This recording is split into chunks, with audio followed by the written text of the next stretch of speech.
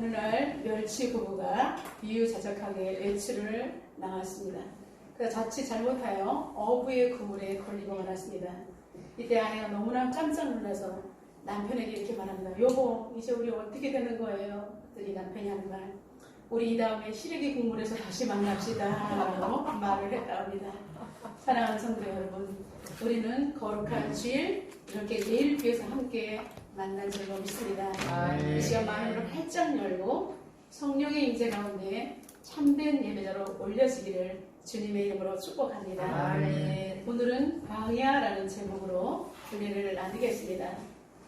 여러분, 광야하면 여러분들은 무엇이 떠오릅니까? 광야하면 많은 사람들이 드넓은 황폐한 땅을 떠올리게 될 것입니다.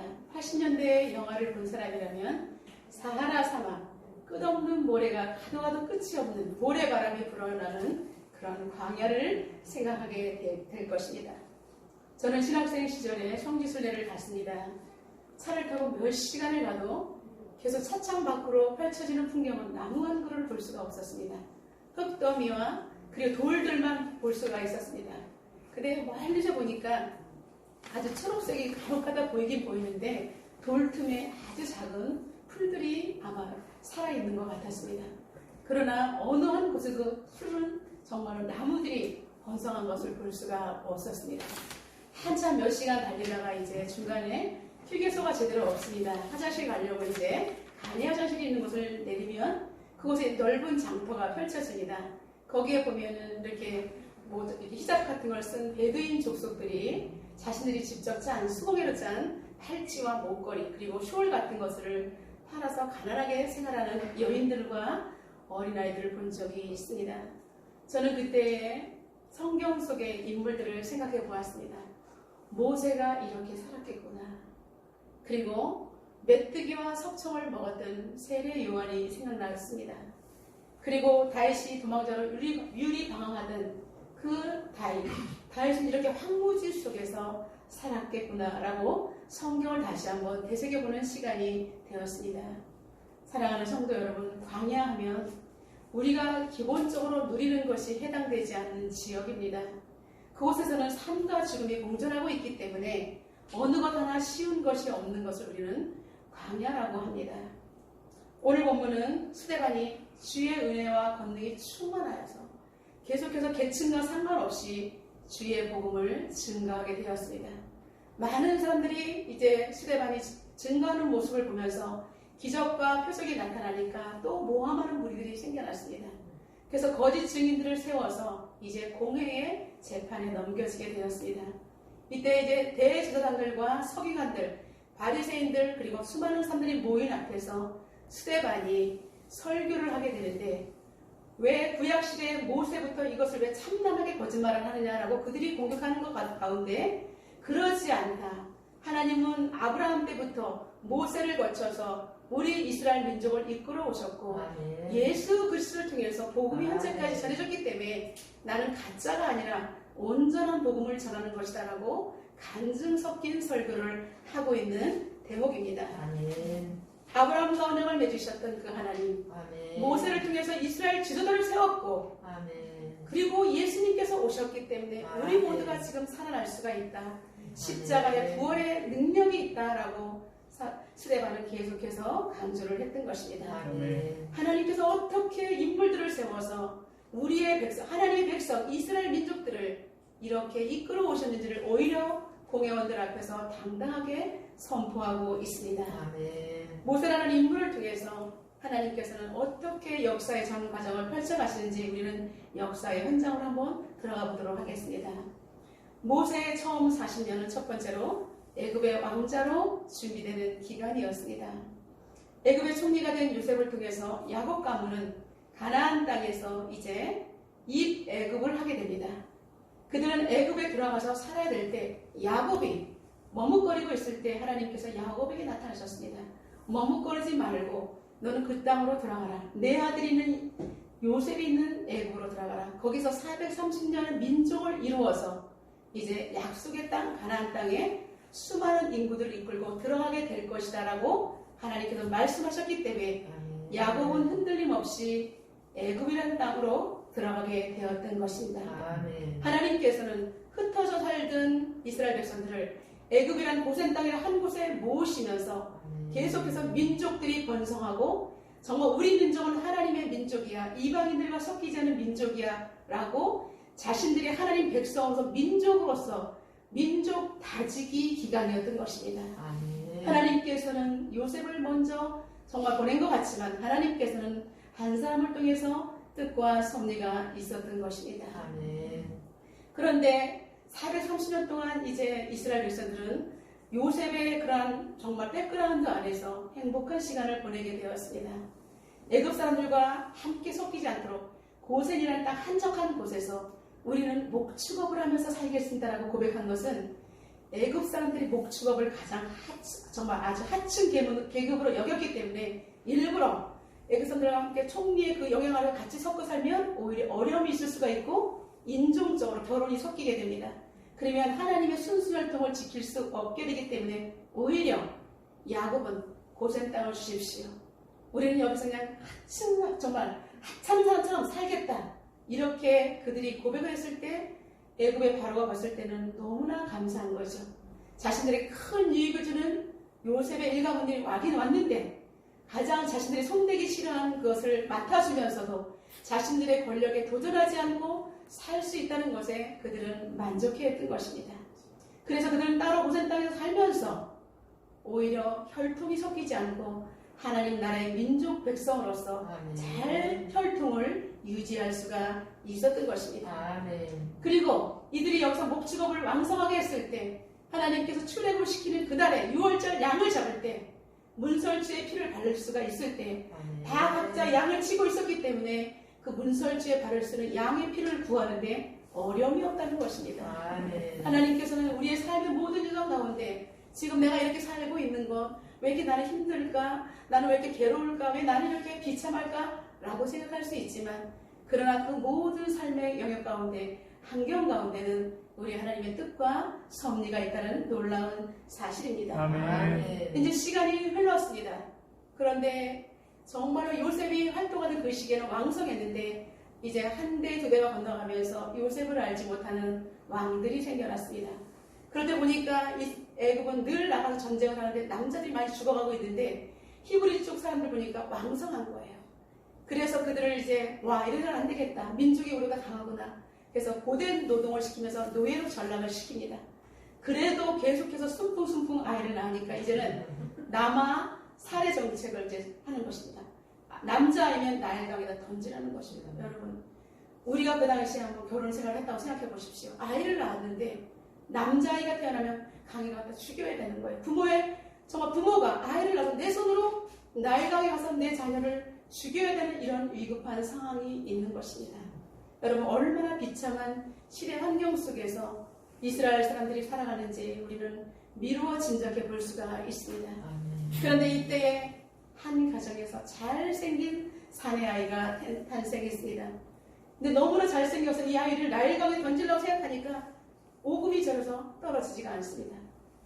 애굽의 모든 정책을 그들은 정말 뒤로 하고 3개월 동안은 어떻게든지 아이를 감춰서 키웠지만 아기가 커가면서 울음소리도 커지고 이웃 사람들이 고발하기 때문에 아이를 더 이상 기를 수가 없었습니다. 그래서 할 수 없어 이제 갈대 상자에 사랑하는 아기를 넣고 역청을 치러서 물이 스며들지 않도록 해서 이제 아이를 나일강에 띄웁니다. 이제 아이의 누나가 이 아이가 제대로 사람들한테 어떻게 되는지 그것을 바구니가 떠내려가는 모습을 이제는 뒤에서 멀찌감치 누이가 따라가고 있습니다. 여러분 우리는 여기에서 볼 때에 이 아이의 운명은 99.9% 죽음의 위기에 놓여 있는 것을 볼 수가 있습니다. 근데 하나님께서 놀랍게 반전을 일으키십니다. 아멘. 그 실제적으로 역사적인 상황 속에서 아멘. 하나님께서는 하나님 나라 일을 멋지게 디자인해 가신 것을 볼 수가 있습니다. 아멘. 성경에 나오는 바로는 투투모스 1세라는 사람입니다. 그는 아들이 없었어요. 그래가지고 자기의 첩에서 아들을 낳았습니다. 근데 자신의 정신을 부인해서 낳은 것은 딸 하나밖에 없는 거예요. 그래서 자기 첩에게서 난 아들과 자기 친딸을 결혼을 시킵니다. 그러면 이복 동생이 부부가 되는 거죠.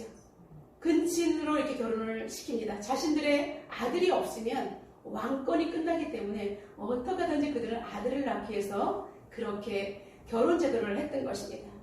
근데 이제 자기 딸과 함께 결혼했는데 그 딸이 아이를 또 낳지 못하는 거예요. 그래서 첩이 난 그래서 자기 딸과 결혼시킨 그 남자 투투모스 2세는 또 이제 나중에 보면 첩을 얻어서 아이를 낳게 되는 것입니다.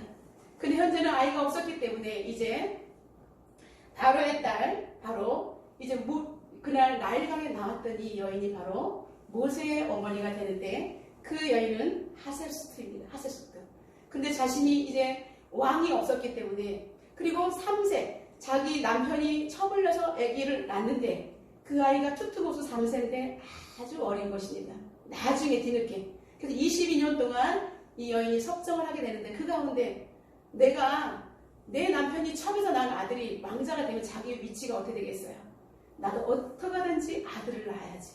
아들을 양자를 얻어야지 라고 생각하면서 항상 양자를 얻어야 된다고 생각하고 있는 그 사이에 어느 날 나일강가에 목욕하러 나왔는데 바구니가 둥실둥실 떠나오는 거예요.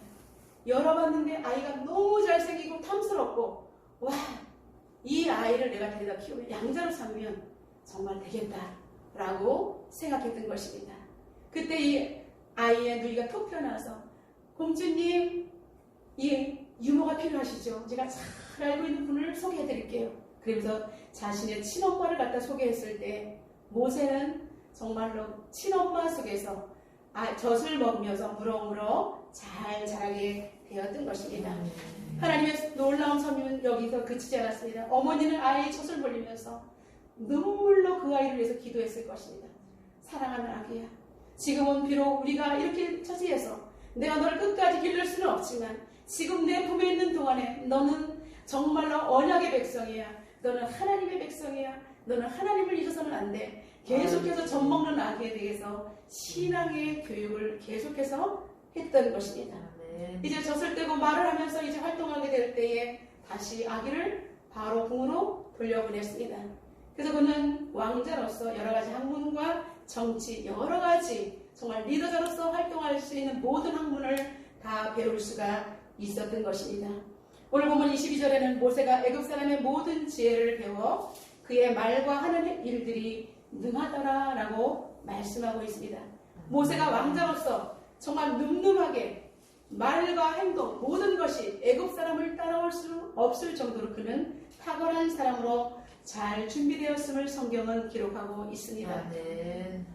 그런데 모세는 이집트의 왕자의 신분이었지만 그의 혈관에는 히브리의 피가 흐르고 있었습니다. 그리고 항상 어릴 때부터 그는 자라나면서부터 보니까 자신은 애고의 왕자지만 엄마가 어렸을 때부터 너는 히브리인이야, 너는 하나님을 섬기는 백성이야 라고 하는 것이 생각나는 것입니다. 그 자기의 동족들을 보니까 너무나 비참한 생활을 하고 있는 거예요. 그렇기 때문에 모세는 솔직한 심정으로 내가 왜 하필이면 히브리 민족으로 태어났을까? 그냥 진정한 애굽의 왕자가 될 수는 없었을까라고 그는 그러한 생각도 할 수가 있을 것입니다. 한쪽 눈을 질끈하고 그래 나는 이제 이 동족들과 나는 상관없어. 나는 그냥 여기에서 애굽의 왕자로 살아가면 돼 라고 생각할 수도 있었을 것입니다. 자기 부정반 그죠? 그렇게 생각하고 있을 때에 어느 날 나이 40이 됐습니다. 하나님께서 이 모세에게 찾아오셔서 계속해서 너는 히브리 사람이야. 너는 히브리 사람이야 라고 그의 가슴을 두드리기 시작합니다. 그래서 성경에 보면 40이 되자 하나님께서 모세에게 자신의 동족을 돌아볼 생각이 나게 하셨다라고 말씀하고 있습니다. 사랑하는 성도 여러분, 우리가 생각에 스쳐가는 것, 마음에 와 닿는 생각들, 이 모든 것은 우연이 아니라 하나님께서 우리에게 주시는 생각인 줄로 믿습니다. 그래 이제 백성들을 살피는 마음 때문에 자신이 편안함 속에 있는 것이 가시방석이었던 것입니다. 그래서 이제 동족들이 일하는 현장에 자주 나가보게 되었습니다. 하루는 히브리 사람들이 노동 현장에서 너무나 부당한 대우를 당하자 모세는 분노를 참지 못하고 그 애국 관리를 쳐서 죽여버리고 말았습니다. 그리고 나서 다음날 모세는 이스라엘 백성들의 노역 현장에 또 나가 보았습니다. 정말 자기 동족들이 열심히 일을 하면서 서로 사이좋게 지냈으면 좋겠는데 자기들끼리 막 싸우는 거예요. 여러분, 살기가 어렵다 보면 자기 동족이고 뭐고 눈에 보이지 않잖아요. 사람들 살기가 정말 팍팍하니까 일하면서 서로가 막 죽일 듯이 싸우는 거예요. 그럴 때 이제 모세가 왜 같은 혈족끼리 이렇게 싸우느냐라고 다가갔습니다. 그랬더니 악에 바친 한 형제가 모세를 막 밀고 넘어뜨리면 네가 뭔데 우리의 관리와 제사장 노릇을 하느냐? 어제도 어떤 사람을 죽이더니 오늘도 이제 나를 죽이려고 하느냐라고 악을 바락바락 쓰는 것입니다. 모세는 이 사람의 말에 깜짝 놀랐습니다. 아, 내가 어제 사람을 죽인 것을 이 사람들도 알고 있구나 하고 그는 황급하게 궁으로 돌아가고 말았습니다. 여러분, 여기에서 모세가 애굽의 왕자입니다. 그래서 한 사람 애굽 관리를 한 명 죽었다고 해서 애굽 왕자가 그렇게 도망자가 되는 것은 아닙니다. 왜 도망자가 되었냐면 이제 자신의 이붓 아버지, 그죠? 투트모스 2세가 첩을 통해서 아이를 낳았을 때 어느덧 엄마가 22년 동안 섭정을 했는데 그 아이도 자라났던 것입니다. 모세는 40세가 되었고 그 아이도 성년이 되었던 것입니다. 서로 누가 이집트의 왕권을 차지하냐 이렇게 서로가 대립되는 이 시기에 투트모스 3세가 가만히 있을 수가 없습니다. 모세의 꼬투리를 잡은 것입니다. 모세가 관리를 죽였다. 이것이 꼬투리가 되어서 그를 이제 내몰려는 그런 반정이 일어날 때에 모세는 내가 여기서 있을 수는 없겠다라고 미디안으로 도망을 치게 되었던 것입니다. 이제 모세는 애굽의 왕자에서 하루아침에 도망자의 신세로 전락하게 되는 것입니다.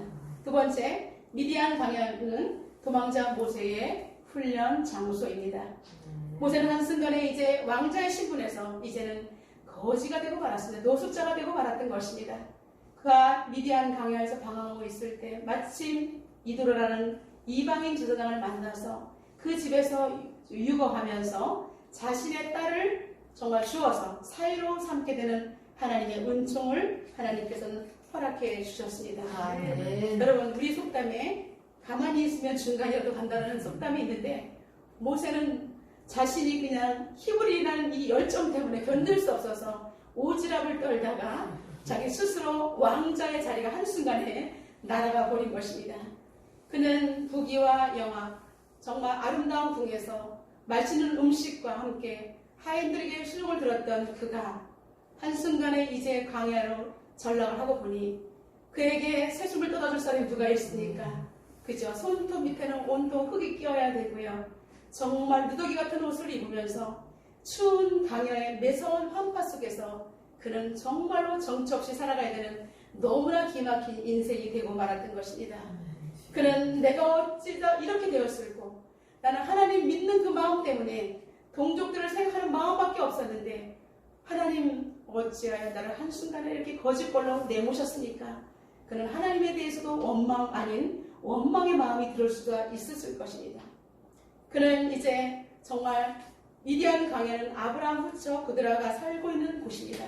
그곳에서 이제 미디안 제사장의 이제 아들을 이제 거기서 정말 사이가 되어서 이제 그는 아들 2명을 낳게 됩니다. 게르솜이라는 아들을 이름을 지으면서 내가 이방의 객이 되었다라고 한숨 어린 이름의 고백을 하는 것을 볼 때에 모세의 광야의 현실이 얼마나 비참하고 외롭고 괴로웠는지를 우리가 알 수가 있습니다. 한 나라의 왕자 신분에서 이제 가장 하층민들이 담당하던 그 목축업을 배우면서 그의 생계를 유지해야만 했습니다. 모세의 40년은 이제 철저한 훈련의 시간이었던 것입니다. 인간적으로 보면 하루아침에 너무나 부귀영화를 누리다가 하루아침에 땅바닥에 떨어졌기 때문에 그 인생을 보면 가장 비참한 그 자체인 줄로 믿습니다. 꿈도 희망도 그런 물거품처럼 완전히 사라지는 나락에 떨어진 기분이었을 것입니다. 미디안 광야에서 모세는 이제 양무리를 치는 목자의 삶을 살게 됩니다. 척박하고 메마른 땅에서 목자가 앞에서 이끌지 않으면 그들은 양들은 풀을 제대로 뜯어먹을 수도 없고 물을 찾지 못하기 때문에 다 굶어 죽게 되는 것입니다. 그래서 그는 목자의 그 삶을 척박한 광야에서 배웠던 것입니다. 그는 너무나 생소했습니다. 어떻게 양을 치워야 할지도 몰랐고 물이 어디에 있는지도 몰랐고 광야의 지형들은 더더욱 알 수가 없었습니다. 끝없이 펼쳐져 있는데 어디에 풀이 있는지 어디에 물이 있는지 그는 하나하나를 배우면서 지형을 익혀야만 했던 것입니다. 그래서 그는 너무나 생소한 일에 해보지 않은 이 일을 하다 보니까 너무나 한숨과 눈물이 나와서 그는 한스러운 광야에서 눈물을 많이 흘렸을 것입니다. 목초지가 있는 이제 풀을 찾았습니다. 그러면 머나먼 곳을 떠날 때는 언제 집에 들어올지 모르는 긴 노숙의 생활을 하면서 밤에는 취와 맹수와 싸워야 했습니다. 집에 언제 들어갈지 모르는 낯선 곳에서의 밤들, 그 외로운 자신과의 그 싸움에서 그는 내 자신이 왜 이렇게 됐나 너무나 기가 막혀서 왜 이렇게 됐는지 그 자신의 인생을 해석할 수가 없었던 것입니다. 그의 막막함, 그는 정말 가슴을 찢으면서 자신의 최대의 적은 자기 자신이라는 것을 알게 되었던 것입니다. 그러한 낙후된 곳에서 그는 양들에게 먹일 수 있는 곳을 찾아서 인도해야 되는 목자가 얼마나 중요한 임무인지를 깨닫게 되었던 것입니다. 미디안 강요에서 40년은 그를 인격적으로 아주 낮춰놓는 그런 훈련의 기간이었고, 신앙적으로는 하나님을 더욱 찾을 수 있는, 하나님 내 인생이 왜 이렇습니까? 내 인생이 왜 이렇게 꼬였습니까? 지금 내 인생을 어떻게 펼쳐가면 좋습니까? 라고 하나님을 찾을 수 있는 부르짖음의 시간이었던 것입니다. 그가 부르짖을수록 그는 더욱더 성숙해졌고 겸손해지고, 그리고 연단의 기간이었음을 그는 자각하게 되었던 것입니다. 사도 바울은 우리의 인생에서의 고난을 이렇게 고린도전서 10장 13절을 통해서 말하고 있습니다. 사람이 감당할 시험 밖에는 너희에게 당한 것이 없나니 오직 하나님을 믿고사 너희가 감당하지 못할 시험당함을 허락하지 아니하시고 시험당할 즈음에 또한 피할 길을 내사 너희로 능히 감당하게 하시느니라 라고 고난의 유익성에 대해서 말씀하고 있습니다. 우리 그런 의미에서 우리 옆 사람을 축복해 보겠습니다. 강야는 우리의 훈련 장소입니다. 강야는 우리의 훈련 장소입니다. 한 번 더 말씀해 보겠습니다. 강야 학교에 입학하셨다면 반드시 졸업하십시오. 강야 학교에 입학하셨다면 반드시 졸업하십시오. 아멘. 여러분, 광야 학교에 입학했다면 우리는 승리의 그날이 오기 위해서는 반드시 졸업을 해야 할 것입니다. 세 번째, 광야는 모세를 이스라엘 지도자로 준비한 곳이 되었습니다. 이제 모세가 미디안의 광야에서 생활한 지도 40년이 되었습니다. 여느 때와 같이 양무리를 치는 모세에게 희한한 광경이 눈에 펼쳐집니다. 가시나무 떨기에 불이 붙었는데 더 이상 옮겨 붙지 않는 거예요. 사막에서는 건조하기 때문에 불이 붙으면 계속해서 산불로 이어지는데, 그러지 않고 그곳에서만 계속 불이 활활 타고 있으니까 이상하다 하면서 점점점 가까이 가 보니까 그는 여호와의 산 호렙산까지 이르게 되었습니다. 그런데 그 불 속 가운데 하나님의 음성이 들려와서 깜짝 놀란 것입니다. 우리 32절과 33절 다 같이 한번 읽어보겠습니다. 나는 내 조상의 하나님, 즉 아브라함과 이삭과 야곱의 하나님이라 하시되 모세가 무서워 감히 바라보지 못하더라. 주께서 이르시되 내 발에 신을 벗어라. 내가 서 있는 곳은 거룩한 땅이니라. 아멘. 모세는 하나님에 대해서 어렸을 때 젖먹이 시절 어머니에게 하나님을 배웠습니다. 그런데 그가 바로궁에 있을 때 그에게 하나님에 대해서 말해주는 사람은 아무도 없었습니다. 근데 엄마가 어렸을 때 그렇게 젖을 먹이면서 너는 하나님을 믿어야 돼. 너는 히브리 사람이야. 아브라함과 이삭과 야곱의 하나님이야 라고 계속해서 하나님께서 정말 얼마나 이스라엘 백성들을 축복하셨는지를 그 이야기를 듣고 자랐기 때문에 떨기나무에서 나는 아브라함의 하나님, 이삭의 하나님, 야곱의 하나님이라는 말을 듣고 모세는 하나님의 말씀을 알아들을 수가 있었다는 것입니다. 사랑하는 성도 여러분, 우리가 자녀들에게 정말로 신앙의 유산을 물려줄 때 힘들고 어려운 상황 가운데 자녀들이 그 속에서 하나님의 음성을 들을 수 있다는 사실입니다. 그래서 모세는 깜짝 놀랐습니다. 내가 정말 입으로 만들어왔던, 구전으로 들어왔던 그 하나님이 지금 이 자리에 나타나셨다니, 그는 너무나 놀라서 그 자리에서 정말로 죽은 자같이 엎드러지고 말았던 것입니다. 사람이 하나님을 만나면 누구나 다 죽은 자처럼 혼이 나가버립니다. 열왕기상 19장에 보면 이제 엘리야가 정말 바알과 아세라 섬기는 사람들과 함께 일대 850의 결투를 벌였고 승리자가 되었는데, 이세벨이 이제 선지자를 다 죽이겠다는 이 소리에 정말 엘리야는 한순간에 정말 이 로뎀 나무 아래서 하나님 이제 나를 데려가십시오. 그리고 그가 널브러져 있었습니다. 그때 하나님께서 주의 천사들 보내서 먹을 것, 입을 것을 주시면서 계속해서 위로하셨습니다. 그리고 그가 회복될 즈음에 여호와의 산 호렙으로 올라가라고 말씀하셨습니다. 그래서 하나님께서 말씀하십니다. 네가 불 앞에 서 있으라. 내가 지나갈 때 너는 나를 볼 것이다. 그래서 엘리야는 불 앞에서 서서 이제 하나님이 지나가시기를 기다리고 있었습니다. 근데 하나님이 보이지 않습니다. 사나운 바람이 불면서 바위가 막 부서지면서 난리가 아닙니다. 정말 지진이 나더니 불이 막 붙습니다. 근데 이거 속에서도 없고 정말 이 불의 속에도 없고 바위가 터지는 속에도 하나님이 없는 것입니다. 근데 하나님께서 불이 막 이글이글 타는 그 속에서 세미한 소리가 하나님께서 나는 여호와라고 말씀하실 때에 엘리야는 너무나 놀라서 겉옷으로 자기 얼굴을 가리고 그 자리에서 얼어붙고 말았던 것입니다. 사랑하는 성도 여러분, 죄인인 우리가 하나님을 만나면 그 거룩함 때문에 우리가 그 자리에 서 있을 수가 없는 것입니다. 이사야는 환상 가운데 하나님의 영광을 보고 이렇게 고백합니다. 나는 정말 바로다. 내가 망하게 되었도다. 만군의 여호와이신 왕을 내가 배웠습니다. 나는 이제 죽었다. 이렇게 고백했습니다. 여러분, 하나님을 독대한 모세는 믿음의 선진들처럼 이렇게 나는 죽은 자같이 너무나 두렵다라고 엎드려 덜덜 떨고 있었습니다. 그런 모세에게 하나님께서는 다가오셔서 모세야 모세야 내가 선 곳에서 신발을 벗으라라고 말씀하고 있습니다. 하나님은 왜 갑자기 모세에게 신을 벗으라고 말씀하셨을까요? 모세가 서 있는 곳은 하나님이 계신 거룩한 곳이기 때문에 신발을 벗으라고 말씀하신 것입니다. 신을 벗는다는 것은 이제 나는 종입니다. 나는 아무것도 아닙니다. 당신의 모든 영역 안에 내가 순종하겠습니다라고 경의를 표하는 것을 의미합니다. 당시 고대사의 노예들은 자신들의 신분을 나타내기 위해서 신발을 신고 다니지 않았습니다. 내 스스로 나는 미천한 자며 종들을 정말 주인을 섬기는 종입니다라는 이런 고백의 표현이었던 것입니다. 신을 벗은 모세에게 하나님께서는 부르신 목적을 말씀하고 있습니다. 이스라엘 백성들이 온갖 고난과 고통 속에서 있기 때문에 내가 지금 너를 이스라엘의 주자로 택하기 위해서 찾아왔노라라고 말씀하고 있는 것입니다. 34절을 다 같이 한번 읽어보겠습니다. 내 백성이 애굽에서 괴로움 받음을 내가 확실히 보고 그 탄식하는 소리를 듣고 그들을 구원하려고 내려왔노니 이제 내가 너를 애굽으로 보내리라 하시니라. 아멘. 여러분, 이제 모세가 미디안 광야에서 왜 이렇게 고생했는지 인생이 해석되는 순간입니다. 우리의 모든 연단이 끝나는 그때에 하나님께서는 우리에게 거룩한 사명을 주시기 위해서 나타나신다는 사실입니다. 우리가 여전히 광야를 돌고 있으면 하나님께서는 나타나지 아니하시고 우리는 계속해서 괴로움 속에 있는 것입니다.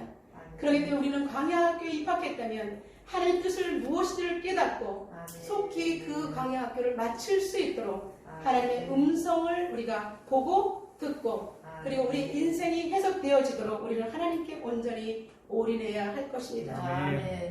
하나님께서는 여기서 가장 중요한 것, 이스라엘 백성들의 고통과 고난의 소리를 들으셨다는 놀라운 사실입니다.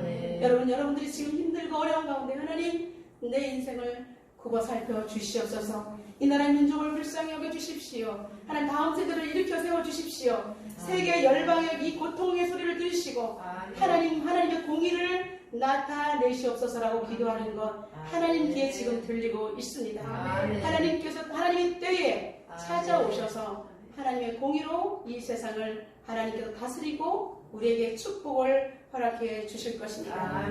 이제 모세는 이스라엘 민족을 구원하기 위해서 하나님께서 준비하신 사람입니다. 여러분 인생 가운데 지금 고난의 영역에 너무나 힘들게 처해 있다면 하나님께서 여러분 개개인을 훈련하시는 그곳이 바로 광야인 줄로 믿습니다. 광야로 해서 꼭 어디가 막 따로 한적한 곳이 아니라 내가 살고 있는 그 자체가 광야라는 사실입니다. 여러분 모세의 인생을 보십시오. 나라 민족이 가장 위기에 처해 있을 때 태어났습니다. 태어난 것 자체로 가장 비참한 인생입니다. 근데 하나님께서 그를 지도자로 세우기 위해서 바로의 궁의 왕자로 보낸 40년 하나님께서 훈련을 시키셔서 그를 정말로 이스라엘 백성들을 잘 이끌어갈 수 있는 그리고 훗날에 여러분 평민이 어떻게 왕 앞에 설 수가 있습니까? 애굽의 왕자였기 때문에 바로 왕 앞에 서서 대화를 할 수 있다는 사실입니다. 하나님께서 이렇게 미리 준비하신 것입니다. 아멘. 그리고 미디안 강에서 40년 동안 모세는 정말로 지형들을 쏙쏙들이 익히면서 실만한 물과 그죠? 푸른 초장으로 양들을 이끌기 위해서 광야를 수십 번 돌면서 그 광야를 한눈에 다 꿰뚫을 수 있는 40년 동안의 광야의 안내자가 될 수가 있었던 것입니다. 출애굽할 때 그는 정말 60만 대군을 이끌 때 조금도 어색함이 없이 광야를 누비면서 40년 동안 그들을 이끌 수가 있었던 것입니다. 그리고 그들이 막 배받아 칠 때에 우리는 지금 물이 없다, 우리는 배고프다, 정말 마늘을 먹고 싶다, 이렇게 그들이 막 정말 대항할 때, 하나님을 원망할 때도 그는 그들이 이 광야에서 얼마나 고통스러운지 그들을 오히려 다독이면서 온유함으로 끝까지 그들을 다독일 수 있는 그러한 온유한 지도자가 될 수가 있었다는 것입니다. 그가 광야 40년 동안에 낮춰주지 않았다면, 애굽 왕자의 신분으로 있었다면 이것들이 어디 감히 나한테 이렇게 덤벼, 이렇게 하고 그들을 다 엎드게 하려고 그렇게 혈기로 다스렸을 것입니다. 그러나 모세의 모든 훈련의 기간들은 그가 낮아지고 겸손하며 그리고 하나님의 뜻을 살필 수 있는 그러한 사람으로 만들었던 것입니다. 그래서 이제 그는 인격적으로도 온전히 하나님 보시기에 합당한 사람이 될 수가 있었습니다. 여러분, 예수님도 하나님이신데 이 땅에 오셔서 공생애를 시작할 때에 40일 동안 그죠? 광야로 성령에 끌려서 내몰리셔서 금식하시면서 가장 금식하기 힘들고 어렵고 괴로울 때에 사단에게 3가지 시험을 받으신 것을 기억하시기 바랍니다. 하나님이신 분도 이 땅에서 광야 훈련을 받으셨다면 우리 인생은 왜 광야 훈련을 안 거칠 수가 있겠습니까?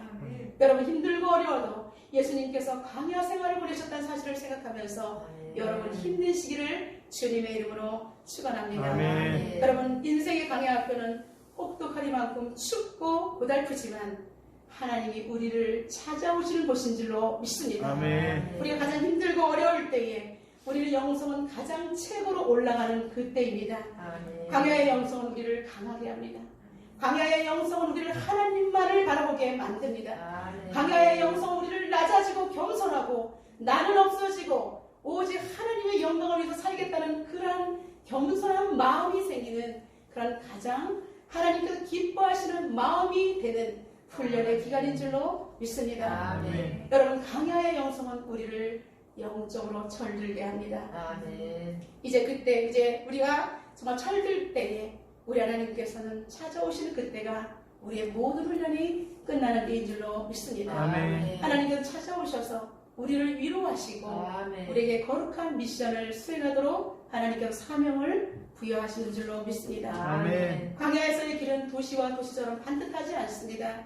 직선길이 아닙니다. 꼬불꼬불 돌아가야 합니다. 왜 이렇게 가까운 거리를 이렇게 도는 인생이 되어야 될까라고 우리가 생각할 수가 있습니다. 그러나 광야에서 직선을 가다 보면 모래바람 때문에 우리가 눈을 뜰 수가 없습니다. 바람을 피해서 등을 돌리면서 돌고 돌 때 우리는 그곳에서 오아시스를 발견할 수가 있는 것입니다. 광야에서는 빨리 가는 것보다는 정확하게 오아시스를 우리가 정말 마시면서 목적지까지 안전하게 가는 것이 최고입니다. 광야에서는 얼마나 오아시스를 자주 만나냐에 따라 우리의 충전의 기회가 되는 것입니다. 지금 비록 우리가 메마른 광야를 지난다 할지라도 생수의 근원 되시는 주님을 만나서 그분으로부터 우리가 공급을 받는다면 우리 광야의 여정은 우리가 기갈되지 않고 고통스럽지 않게 우리는 주님 오실 그날까지 목적지까지 잘 다다를 수가 있을 것입니다. 여러분, 긍정적인 믿음으로 끝까지 광야 학교를 잘 통과하셔서 여러분 수많은 영혼들을 살려내는 하나님 나라의 사명자로 쓰임받는 우리 예일교회 성도들이 되시기를 주님의 이름으로 축원합니다. 저는 장준숙 씨가 작사 작곡한 광야를 지나며라는 이 복음송을 낭송하면서 말씀을 맺겠습니다. 광야를 지나며 왜 나를 깊은 어둠 속에 홀로 두시는지, 어두운 밤은 왜 그리 길었는지, 나를 고독하게 나를 낮아지게 세상 어디에도 기댈 곳이 없게 하셨네. 광야에 서 있네. 주님만 내 도움이 되시고 주님만 내 빛이 되시는 주님만 내 친구가 되시는 광야. 주님 손 놓고는 단 하루도 살 수 없는 곳 광야. 광야에 서 있네. 광야. 주께서 나를 사용하시려 나를 더 정결케 하시려 나를 택하여 보내신 그곳 광야. 성령이 내 영을 다시 태어나게 하신 곳 광야. 광야에 서 있네. 내 자아가 산산이 깨지고 높아지려 했던 내 꿈들도 주님 앞에 내어놓고 오직 주님 뜻만 이루어지기를, 나를 통해 주님만 드러나시기를 광야를 지나며. 사랑하는 성도 여러분, 오늘 하나님께 주신 말씀 붙들고 기도하는 시간 되도록 하겠습니다. 하나님 앞에 같이 기도하겠습니다. 하나님께서 우리에게 광야를 허락하셨습니다. 그러나 광야는 우리가 버겁고 힘든 곳이 아니라 잘 통과할 때 하나님께서 우리를 사용하시는 멋진 훈련의 장소인 줄로 믿습니다. 하나님, 모세를 통해서 우리에게 훈련하신 그 하나님, 정말 우리가 모세를 통해서 우리가 배운 레슨들을 우리 삶 속에서 잘 통과할 수 있게 달라고 이 시간 하나님 앞에 통성으로 기도하며 나가도록 하겠습니다. 살아계신 하나님 감사합니다. 하나님 아버지, 저희를 사랑하여 주셔서 하나님 아버지 귀한 아버지 하나며 말씀을 통해서 우리가 아버지를 다시 한번 생각할 수 있는 시간을 주심을 진심으로 감사합니다. 하나님 아버지, 광야하면 수많은 사람들이 내가 정말 가장 힘든 곳이다라고 생각할 수 있는 곳입니다. 그러나 하나님 광야는 우리 하나님께서 찾아오시는 곳인 줄로 믿습니다. 모세가 40년 동안 왕자로 준비되고, 그리고 하나님 아버지 미디안 광야에서 훈련자로 낮아지고 겸손한 모습으로 수많은 영혼을 품을 수 있도록 하나님께서 허락하시고, 이제 세 번째로는 하나님 이스라엘 지도자로 하나님께서 다시 세워서 바로의 궁으로 돌려보내신 것을 볼 수가 있습니다. 하나님 아버지, 그의 120년의 인생, 하나님 아버지 훈련의 기간이 연속되었지만 그는 하나님 아버지 앞에서 하나님을 독대할 수 있었고, 정말 아브라함의 하나님, 이삭의 하나님, 야곱의 하나님을 경험하게 되어서 그가 하나님 출애굽하여서 이스라엘 백성들을 이끌어갈 때에 죽음도 부족함 없이 흔들림 없이 그들을 광야로 이끌어낼 수가 있었습니다. 하나님 아버지, 이스라엘 백성들 역시 광야를 지나서 약속의 땅 가나안을 들어갈 수가 있었습니다. 하나님, 우리의 성도들 삶 속에 아버지 하는 광야가 있습니다. 하나님, 광야는 우리가 피할 곳이 아니라 우리가 반드시 통과할 곳인 줄로 믿습니다. 하나님, 믿음으로 말씀으로 하나님 아버지 주신 은혜로 하나님의 권능으로 광야를 잘 통과할 수 있도록 인도하여 주시옵소서. 광야에서 잘 배우게 하시고 하나님, 광야에서 우리 인생을 해석받게 도와주셔서 이제는 아버지 흔들림 없게 도와주시고 아버지 하나님의 거룩한 미션을 수행할 수 있는 하나님의 종들로 우뚝 설 수 있도록 주님 도와주시옵소서. 하나님 아버지, 우리 가정을 지켜주시고 자녀들에게 신앙의 유산을 잘 물려줄 수 있는 그러한 복된 부모들이 될 수 있도록 도와주시며, 하나님께서 우리에게 귀한 사명을 맡기실 때에 두려움 없이 온전히 감당할 수 있는 우리 모두가 되게 하여 주옵소서. 살아계신 하나님 감사합니다. 하나님, 광야하면 사람들이 놀라서 뒤로 정말 도망가고 싶은 마음이 생기는 곳이기도 합니다. 그러나 하나님, 광야는 우리가 도망가는 장소가 아니라 광야는 오히려 우리를 훈련하는 장소가 되며 그곳에서 훈련을 마칠 때 우리 하나님을 만날 수 있는 소중한 장소인 줄로 믿습니다. 하나님 아버지, 하나님을 만나면 우리가 하나님 아버지 영성이 더욱더 회복되고 그리고 우리 인생이 회복되는 것을, 해석되는 것을 경험하게 됩니다. 하나님 아버지, 우리가 훈련되었을 때에 우리는 하나님의 마음을 알고 하나님과 동역자가 될 수 있습니다. 하나님 아버지, 그가 뜻없는 정말 알 수 없는 고난의 삶을 살았지만 그 속에서 하나님의 귀한 뜻을 발견했을 때 이스라엘 백성들의 아버지 지도자가 될 수가 있었습니다. 하나님 아버지, 우리 인생 가운데 이 땅에 보내주신 하나님, 우리의 인생을 통해서 하나님 뜻을 우리가 발견하게 하시고 그 속에서 살고 있는 우리 인생이 해석되어지게 하시며 남은 생애 동안에 하나님의 뜻을 우리가 찾아 발견하며 이루어드릴 수 있는 복된 우리가 되게 하여 주옵소서. 예수님의 이름으로 기도드려옵나이다.